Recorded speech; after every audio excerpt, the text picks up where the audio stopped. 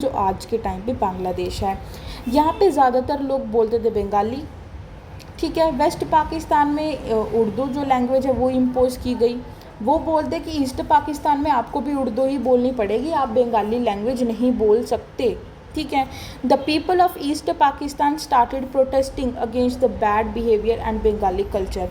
ये क्या करते हैं कि जो ईस्ट पाकिस्तान के जो लोग होते हैं उसके ऊपर वो अपनी लैंग्वेज थोपते हैं कि आपको उर्दू ही बोलनी पड़ेगी, आप बंगाली नहीं बोल सकते। तो यहाँ पे इसकी वजह से वो प्रोटेस्ट करते हैं। मतलब प्रोटेस्ट किसके खिलाफ करते हैं? Bad behaviour. जो पाकिस्तान है, जो वेस्ट पाकिस्तान है, जो वो कर रहा था, बैड बिहेवियर कर रहा था और बंगाली कल्चर को ख़त्म करना चाह रहा था। तो इस तरह पे वो बोलते हैं कि उन्होंने प्रोटेस्ट किया। वो मूवमेंट स्टार्ट की गई east Pakistan domination of west Pakistan, कि वेस्ट पाकिस्तान बहुत ज़्यादा डोमिनेंट था ईस्ट पे, तो इसलिए उन्होंने मूवमेंट करी। एंड इसको लीड कौन कर रहा था? शेख मुजब्बिर रहमान। इसका नाम याद रखना। इलेक्शंस में 1970 में जो शेख है इसकी पार्टी थी अवामी लीग।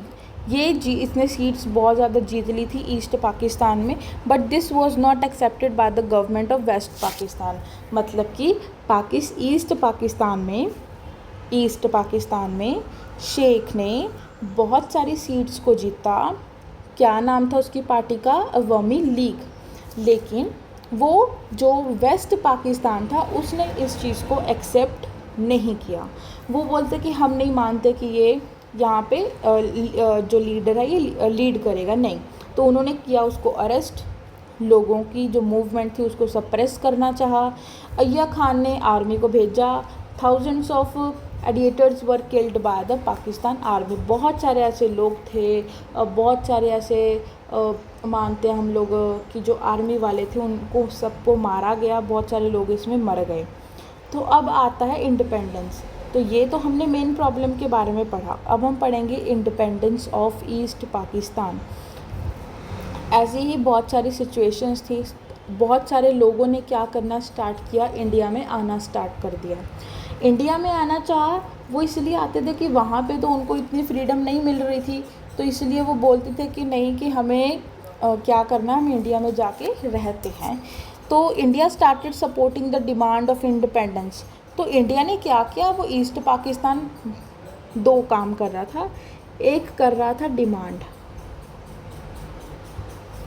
दूसरा वो कर रहा था माइग्रेशन इंडिया में। इस चीज़ को इंडिया ने सपोर्ट नहीं किया। इंडिया ने सपोर्ट किया इस चीज़ को।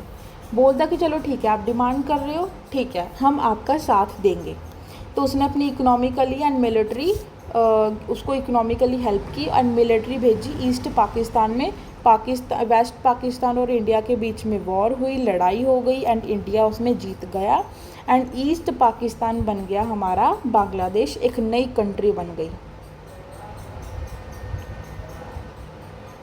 क्लियर है? इतनी चीज़ आप लोगों को क्लियर हो गया, होप। एंड अब हम पढ़ते हैं आफ्टर इंडिपेंडेंस। आफ्टर इंडिपेंडेंस क्या था? अब आफ्टर इंडिपेंडेंस क्या हुआ? बांग्लादेश ने खुद का कॉन्स्टिट्यूशन बनाया, खुद को डिक्लेयर किया कि हम सेकुलर हैं, हम किसी एक धर्म को फॉलो नहीं करेंगे। डेमोक्रेटिक कंट्री बनाई, सोशलिस्ट कंट्री बनाई कि हम लोग इंपोर्ट एक्सपोर्ट करेंगे गुड्स एंड सर्विसेज का।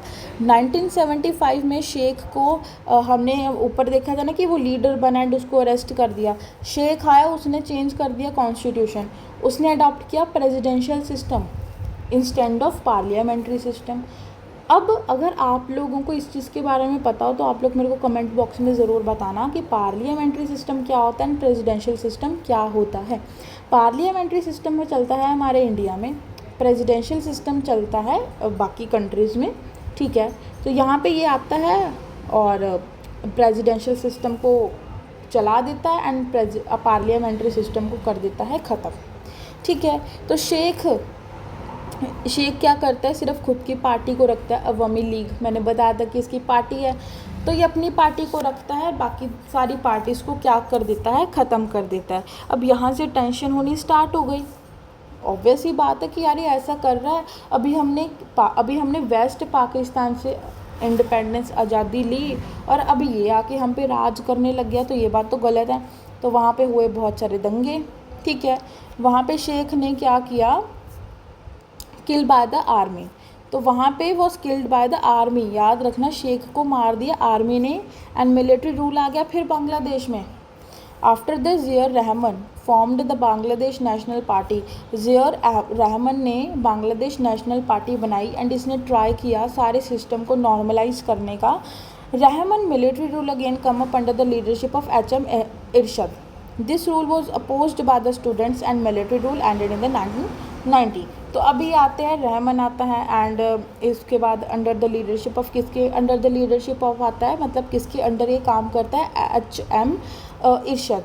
तो ये खिलाफ होते हैं स्टूडेंट्स के एंड मिलिट्री रूल के, ये ख़त्म करना चाहते हैं 1990 में ये ख़त्म करते हैं इस मिलिट्री रूल को, एंड अब यहाँ पे बन जाती है democratic country Bangladesh since the 1991। And 1991 में ही हमारा क्या हुआ था, USSR डिसइंटीग्रेट हुआ था।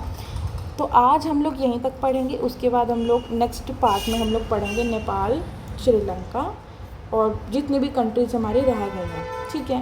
एंड मैं आप लोगों को बता देती हूँ, अगर आप लोग मेरे को व्हाट्सएप पे कांटेक्ट करना चाहते हो तो आप लोग मेरे को इस नंबर पे कांटेक्ट कर सकते हो फॉर ऑनलाइन क्लासेस, ठीक है। एंड आप लोग मेरे को इंस्टाग्राम पे फॉलो कर सकते हो, इंस्टाग्राम की आईडी है मेरी